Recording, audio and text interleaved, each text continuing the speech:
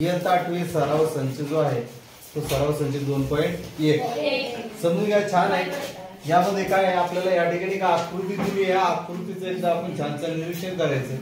निरीक्षण करून काय करायचं, ही जी काही प्रश्न विचारलेली आहे या प्रश्नाची उत्तर आपल्याला द्यायची. काय सांगितले, संगत कोणाच्या जोड्या लिहा म्हटलेले. संगत कोण, संगत कोण. आता या ठिकाणी कोण दिलाय, कोण P.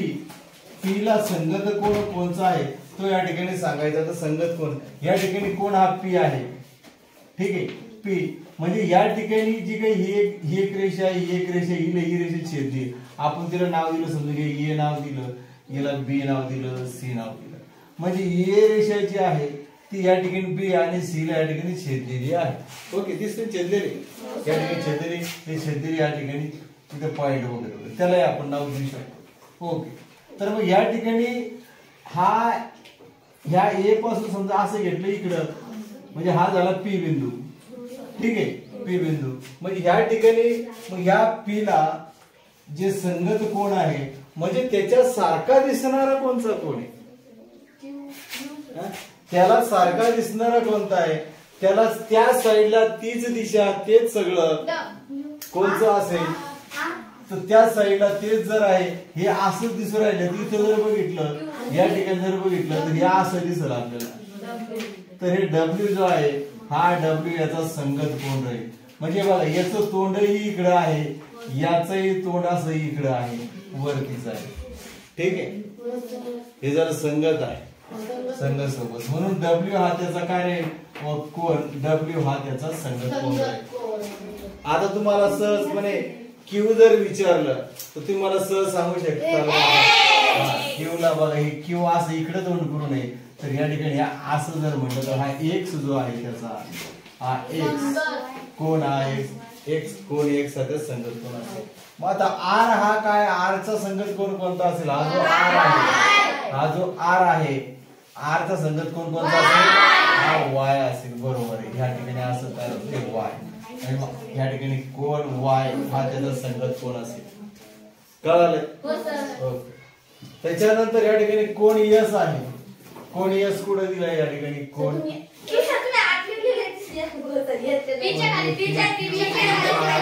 Okay P Q R S. मग हा यस ला जे आहे, यस ला जे आहे हा त्याचा झेड जो आहे तर कोण झेड हा त्याचा काय झाला, एवढं कळालं. मग कसं आहे तिकडे तसं ते संगत कोण. आता या ठिकाणी आंतरविक्रम कोणाच्या जोड्या हे विचारलेलं आहे आपल्याला. व्युत्क्रम कोण, व्युत्क्रम कोण म्हणजे ज्या ठिकाणी झेड सारखा आकार तयार होत असेल, झेड सारखा आकार, जे तुम्हाला आकृती तुम्हाला दाखवतो या ठिकाणी.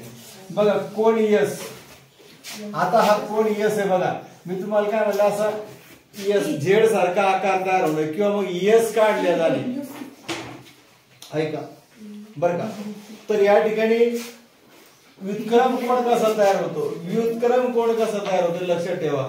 एक तर झेड तयार झालं पाहिजे किंवा मग यस काढले गेला पाहिजे. आता मी तुम्हाला यस जर म्हणलं गावरान भाषेत तर यस म्हणजे असा कोण, हे असं म्हणजे या असं जे आहे हे असं.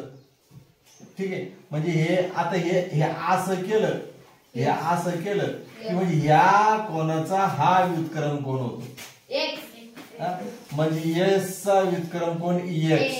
तसं आर चा जर तुम्हाला विचारलं मी आर चा व्युत्क्रम कोण सांगणार, डब्ल्यू असा यस. ओके ठीक आहे, आर चा डब्ल्यू होऊन जाईल. हे त्यांनी काय विचारलंय आपल्याला, आंतरव्युत्क्रम कोण विचारले, म्हणजे आतल्या साईडचे जे दिसत असतील तेच. ठीक आहे, काही वेळेला दोन रेषा मारलेल्या असतात त्यावेळेस बाह्य व्युत्क्रम कोण विचारल्या जाऊ शकतं. त्या ठिकाणी तुम्हाला समजा या ठिकाणी क्यू चा जर विचारला, या ठिकाणी ह्या कोणाचा तुम्हाला कोण सांगा म्हणलं तुम्ही हा कोण सांगा. तुम्हाला क्यू जर विचारला हा क्यू चा व्युत्क्रम कोण सुद्धा असं या ठिकाणी डब्ल्यू होईल. किंवा मग या ठिकाणी बाह्य जर म्हणलं तुम्हाला बाहेर तर झेड सांगावं लागेल तुम्हाला, बाह्य व्युत्क्रम. ठीक आहे, बाहेरचे एकदम. हे तुम्हाला आतले सांगल्यानंतर यस चा झाला एक्स, एक्स चा झाला डब्ल्यू. ओके कळालंय. किंवा मग गणितीय भाषेत जर म्हणलं तर या ठिकाणी यस चा व्युत्क्रम कोण आंतरव्युत्क्रम कोण सांगा बघा. अशा अशा अशा प्रकारचा ज्यावेळेस झेड तयार होत असेल असा असा आणि असा बघा असा असा आणि असा तयार होतो हा कोण आणि हा कोण ते त्याचे एकमेकाचे व्युत्क्रम कोण असतील आणि दोन्हीही व्युत्क्रम कोणाचं माप सारखं असेल. समजा हे जर 90चं असेल तर हे पण 90च राहील लक्षात. हे 10चं असेल तर ते जे काही माप असेल ते सारखं असेल. ओके. तर या ठिकाणी मग एस चा व्युत्क्रम कोण काय आला मग एस चा आंतरव्युत्क्रम कोण आला कोण एक्स आणि कोण डब्ल्यू चा व्युत्क्रम कोण आला या ठिकाणी आर बरोबर. आंतरव्युत्क्रम कोण म्हणल्यावर एक्स आलाय ना एस चा कोणता आला काय बेटा एस काय आला पी क्यू आर ए हा हे पी क्यू आर आहे ना हा बेटा जा बेटा बेटा. त्यानंतर या पी क्यू आर एस ना हा तर या ठिकाणी डब्ल्यू चा काय आला आर आर हा कोण आर हे त्याचा व्युत्क्रम कोण झाला बरोबर. व्युत्क्रम कोण काय आले या स्वरूपात म्हणजे याचा हा अंतर बाहेर जर विचारला या क्यू चा तर घ्या ठिकाणी तुम्हाला असं सांगावं लागेल झेड याचा असा तिथे झेड या पी चा जर विचारला तर तुम्हाला लगा असा वाय सांगावं लागेल बाह्य जर विचारले बाह्य म्हणजे एकदम बाहेर ठीक आहे. चला या ठिकाणी आता या ठिकाणी तुम्हाला काय करायचंय पुन्हा आकृती दिलेली आहे या आकृतीचं निरीक्षण करायचंय. निरीक्षण करून पुन्हा या ठिकाणी आता आंतरव्युत्क्रम कोण डबल विचारले तुम्हाला या ठिकाणी सांगता आला पाहिजे. बघ या ठिकाणी आपण एक आडवी रेषा काढली तिला 2 छेदिका काढलेल्या आहेत. छेदी काढल्यानंतर कोण तयार झाले आंतरव्युत्क्रम कोण या ठिकाणी मग या ठिकाणी कोण समजा आंतरव्युत्क्रम कोण जर विचारले समजा सी चा आंतरव्युत्क्रम कोण काय राहील ई राहील ना असं होईल ना ई राहील हा कोण सी व कोण ई. त्याच्यानंतर कोण बी चा ठीक आहे कोण बी व कोण एच हे त्याचा आंतरव्युत्क्रम झाले दोनच एच या बी चा झाला हा एच हा कोण सी व कोण ई कोण बी व कोण एच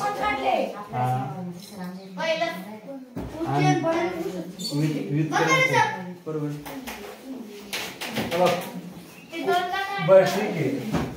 कोण सी व कोण ई कोण बी व कोण एच ओके कळलं. त्याच्यानंतर आता इकडे मागेच बघितलं आपण संगत कोण सोबतीचे कोण याच्यात जर बघितलं समजा या ठिकाणी हा या कोणाला कोणता संगत कोण राहील इकडे असतो आणि इकडे या ठिकाणी राहील एच बरोबर आहे. म्हणजे संगत कोणाला कोण कोण डी व कोण एच हे संगत कोण झाले ठीक आहे. त्याच्यानंतर कोण ये कोण येला कोण ये व कोण येला कोणता संगत कोण राहील येला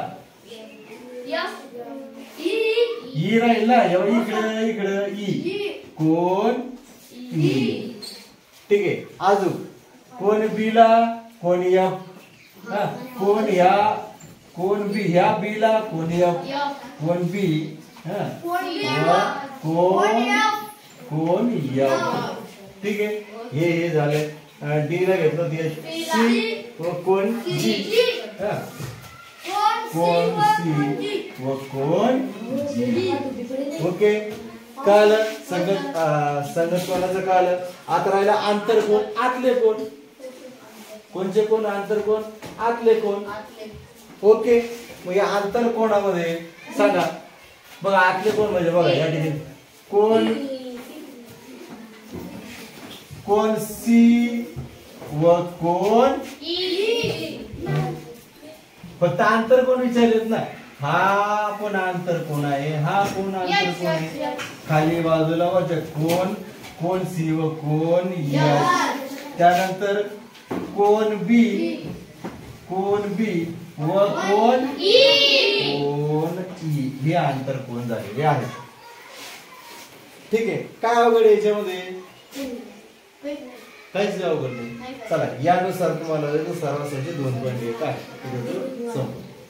ओके थांबायचं मग